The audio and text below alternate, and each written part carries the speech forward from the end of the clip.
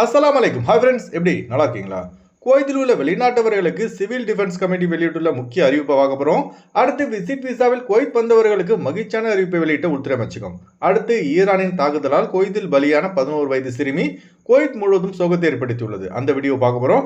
அடுத்து குவைத்திலிருந்து விடுமுறைக்கு இந்தியா இலங்கை சென்றவர்களுக்கு ஒரு மகிழ்ச்சியான அறிவிப்பு. இப்படி பல முக்கியமான தகவல் இந்த வீடியோவில் இருக்குது. வீடியோ ஃபுல்லாக பாருங்கள். உங்கள் நண்பர்கள் அனைவருக்கும் கட்டாயமாக இந்த வீடியோ ஷேர் செய்யுங்க. இப்போ வாங்க குவைத்துடைய மிக முக்கியமான நியூஸை பார்ப்போம்.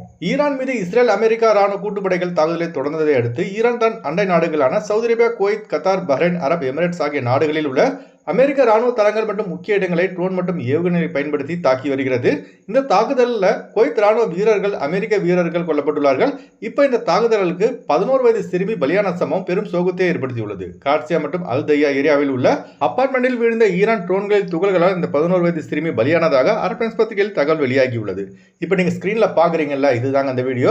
அல் அமீரி மருத்துவமனையில் அவசர சிகிச்சை அளிக்கப்பட்ட போதிலும் அந்த சிறுமியை காப்பாற்ற முடியவில்லை என சுகாதார அமைச்சகம் தெரிவித்துள்ளது. அமெரிக்க அதிபர் டொனால்ட் ட்ரம்ப் பெரிய ஆளுநர் கெத்து காண்பிப்பதற்கும் அவருடைய எப்ஸ்டீன் ஃபைல்ஸ் மறைப்பதற்கும் தான் ஈரான் மீது அமெரிக்கா தாக்குதல் தொடரப்பட்டுள்ளதாக யுனைடெட் ஸ்டேட்ஸின் ரிபப்ளிகன் பார்ட்டி தாமஸ் மெஸ்ஸியோ அவர்கள் தெரிவித்துள்ளதாக அல் ஜசீரா நாளிதழ் செய்தி வெளியிட்டுள்ளது. அமெரிக்காரன் மிடில் ஈஸ்ட்ல சண்டையை ஆரம்பித்து விட்டா இங்க இருக்கிற இஸ்லாமிய நாடுகள் ஒன்றோடு ஒன்று அடிச்சுட்டு சாவுறாங்க. ஆனால் அவன் நாட்டு குடிமக்கள் அங்க சந்தோஷமா இருக்காங்க. இதுக்கு எல்லாத்துக்கும் காரணம் என்னன்னா, நான் தான் பெரிய ஆளு என்ற ஒரு மமதை தாங்க. நான் சொல்றதை கேட்டா அந்த நாட்டுக்கு பிரச்சனை கிடையாது, கேட்காட்டி அவ்வளவுதான். அந்த நாட்டை நாசமாற வரைக்கும் விட மாட்டாங்க. அடுத்தது, குவைத்தில் நிலவி வரும் அசாதாரண சூழ்நிலைகளை கருத்தில் கொண்டு குவைத் அரசு வெளிநாட்டவர்களுக்கான மகிழ்ச்சியான அறிவிப்பு ஒன்றை வெளியிட்டுள்ளது. தற்போது உள்ள சூழ்நிலை காரணமாக காலாவதியான அல்லது காலாவதியாக இருக்கும் அனைத்து வகையான விசிட் விசாக்கள் பிப்ரவரி 28, 2026 சனிக்கிழமை முதல் ஒரு மாத காலத்திற்கு நீட்டிக்கப்படும். இந்த நீட்டிப்பு ஆனது எலக்ட்ரானிக் சிஸ்டம் மூலம் தானாகவே செயல்படுத்தப்படும். இதற்காக நீங்கள் குடியிருப்பு விவகாரத்துறை அலுவலகங்களுக்கு நேரில் செல்ல வேண்டிய அவசியம் கிடையாது. இதற்கான கட்டணங்கள் மற்றும் அபராதங்கள் இருந்து முழு விலக்கு அளிக்கப்பட்டுள்ளது. அதுபோல லீவுக்கு இந்தியா, இலங்கை போன்ற நாடுகளுக்கு சென்றவர்கள் தற்போது குவைத் திரும்ப முடியாமல் இருக்கும் காரணத்தினால் ஆட்டோமேட்டிக்காக 3 மாதம் வரை அவர்களுக்கு கூடுதல் கால அவகாசம் அளிக்கப்பட்டுள்ளது. அடுத்து ஒரு மிக முக்கியமான தகவல், குவைத்தில் உள்ள வெளிநாட்டவர்களுக்கு குவைத்துடைய சிவில் டிஃபென்ஸ் கமிட்டி அழைப்பு விடுத்துள்ளது. என்ன மாதிரியான அழைப்பு வேண்டால், இப்போ ஈரான் ராணுவம் குவைத் மீது தாக்குதல் நடத்தியிருக்காங்க.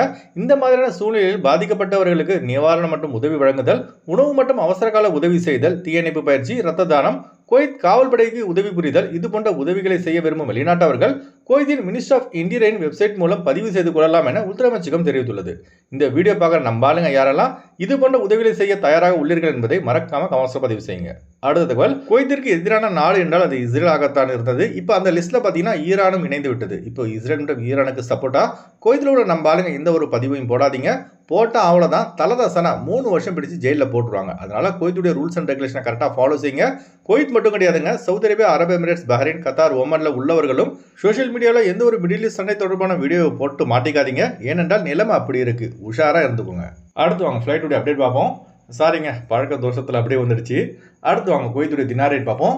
ஒரு தினார் குவைத் இந்தியாவின் மதிப்பு 298 ரூபாயாக உள்ளது.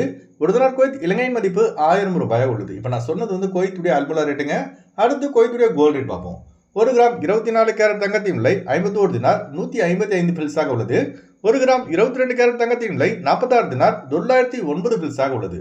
ஓகே ஃப்ரெண்ட்ஸ், இந்த வீடியோ நான் ஷேர் செய்யுங்க. இந்த வீடியோ சம்பந்தமாக நீங்கள் என்ன நினைக்கிறீங்க என்பதை மறக்காம கமெண்ட்ஸ் பதிவு செய்யுங்க. எப்போதும் இணைந்திருப்போம். உங்களின் ஒருவன் ஜியாவுதீன். அஸ்ஸலாமு அலைக்கும்.